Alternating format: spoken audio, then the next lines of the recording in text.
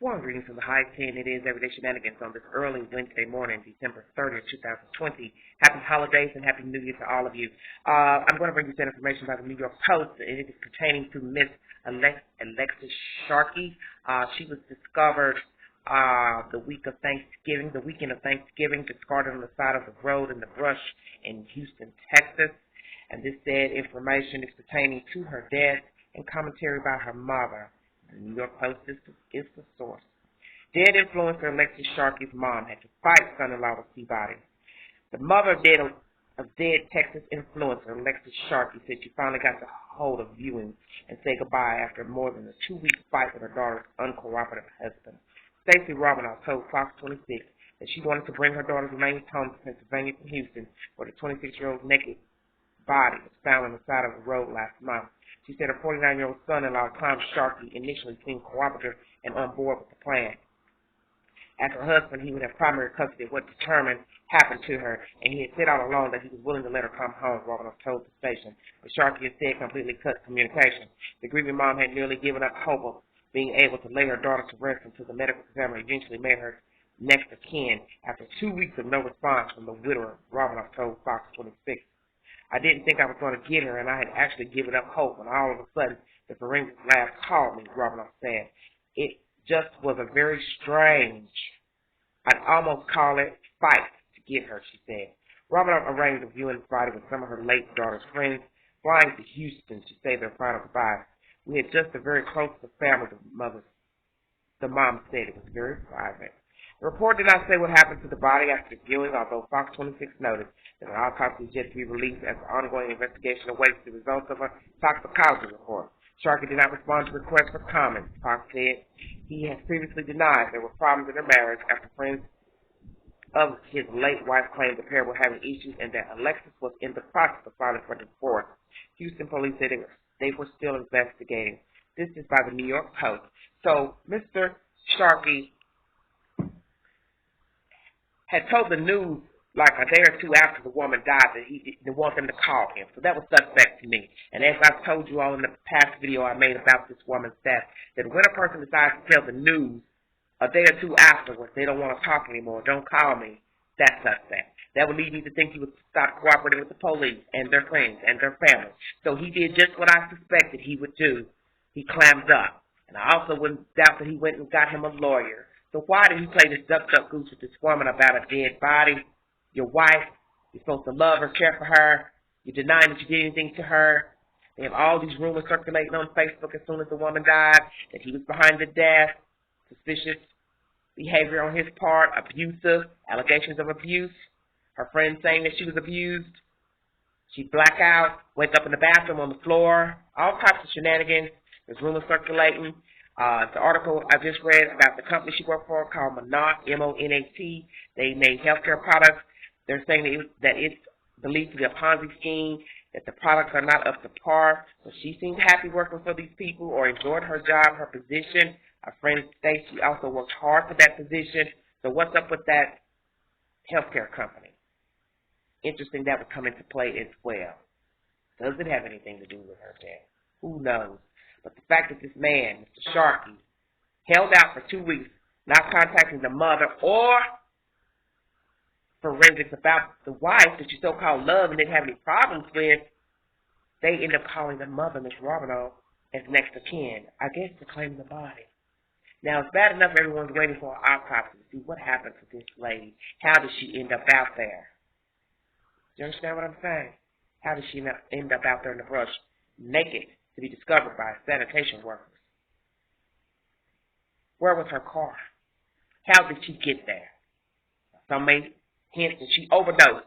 Well, even if she did, the point remains, how did a naked woman get out in the middle of nowhere and throw herself out there and lay down? You mean to tell me she walked there naked and laid in the grass?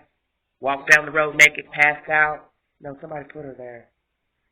You can think whatever you want about this woman's death, but common sense will tell you she did not get out to that brush on her own accord. Some two-legged creature put her out there. And I'm very curious to see what the autopsy will reveal. As I state, a lot of mystery with this, not knowing what she died, how she died, how she got out to the brush, the husband not wanting to contact the news shortly after her dying, playing duck, duck, goose with the mom, with the body. And thank God she's able to lay her child to rest, but I'm sure she's not going to get full rest and comfort until she knows how her child died. Rumors circulating about fraudulent company she's working for, healthcare company, rumors from the friends that he was abusing her, that she was filing for divorce. It's also stated that she and he both were filing for divorce, signing off on a divorce the same week she died. Separate accounts. They had separated their money. So that's a true sign that something wasn't going on well in this storyline. Something wasn't going well. They were having problems in the marriage. The fact that the mother hadn't seen her daughter in a whole year. She didn't go home last Christmas. So the mother mentioned something about COVID. But we all know that in December of 2019, COVID wasn't on the radar here in the United States. So why didn't she go home for Christmas? Is it perhaps he didn't want her to go? He was afraid that if she left, flew home, she'd stay there. Maybe they were having problems then. Because I find that interesting. She was supposed to go home over the Thanksgiving weekend. But as you see, she did not make it because she was found dead on the side of the road. Was she leaving her husband? Has she made plans to leave her husband? Has she drawn up papers? Had he agreed to divorce her, but then decided, no, I don't want to divorce you? And then something popped off in the conversation. Argument was heated. Where was he Thanksgiving? Why was she spending Thanksgiving with her friends? Where were you, Mr. Sharkey, on Thanksgiving? Were you working? Out of town working? Just came home? And it's also been stated by Mr. Sharkey that she left him that night, which I'm assuming will be a Friday night, intoxicated. So is that true? Was Alexis intoxicated when she left her husband? And he states he was so concerned about her being inebriated and driving. Why didn't he try to stop her if that's true? A lot of what ifs, a lot of mystery pertaining to this child's death, this young lady's death, and I hope that the truth comes out. I'm looking forward to hearing what the autopsy will reveal about her and her manner of death. I think it's awfully strange. We're in a month now, and there have been no results pertaining to her death. The suspicious behavior of the husband, the rumors of him being abusive to her, separating of accounts, filing for divorce that week, or drawing up papers or whatever, signing off the papers that week. Very strange. Commentary about this company possibly being a Ponzi scheme, this healthcare company that sold healthcare products, or not. Just a lot of craziness. But this is what I've learned about some people. I can speak for myself. Some people really try to do well in the world, but they attract a lot of negativity and mischief and mayhem, and not deliberately. Sometimes a good spirit will draw in craziness. So they're trying to make their way in the world, but they draw in terrible friends, terrible family members, terrible lovers, husbands, wives, friendships, work. And this is very interesting, the dynamics of this lady. But as I state, the truth will come out hopefully, and the mother, Miss Robinette, will get some type of peace of mind and comfort from knowing what happened to her daughter, because this girl had only been living there, a year with her husband, moved there for a job opportunity on the husband's part, and now this woman is dead, and the husband has stopped contact with the news, stopped contact with the mother. The mother had to take over to get the body shipped back. There was a GoFundMe page shortly after she passed away, which I thought was odd, and I stated that in my video. Why is there a GoFundMe page for a woman who's married to a man who has lucrative income? I thought that was strange.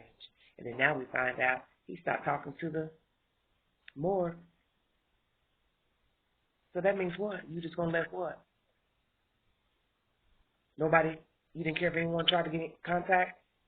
How did the mother know what's going on when she's looking to you to give her information about her daughter, shipping her daughter back, and you halted contact? So then the morgue contacted the mother. Do you see this as suspicious? Come on now. When I get another update pertaining to Miss Alexis Sharkey, I will bring it to you. And this is some odd, peculiar stuff going on with this lady, even after death. And it's shameful and it's sad that a woman would have to, her mother, go through all this just so she could get her daughter's body back home to Pennsylvania for a proper burial.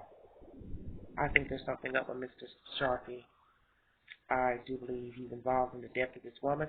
If I'm wrong, then fine. But to have this type of behavior shortly after death is suspicious, and he was acting funky day one. Day one. Like, share, subscribe, drop your comments below. Thanks for joining me. Mask Up America, COVID is real. Until the next time, this is Everyday Shenanigans. Bye-bye.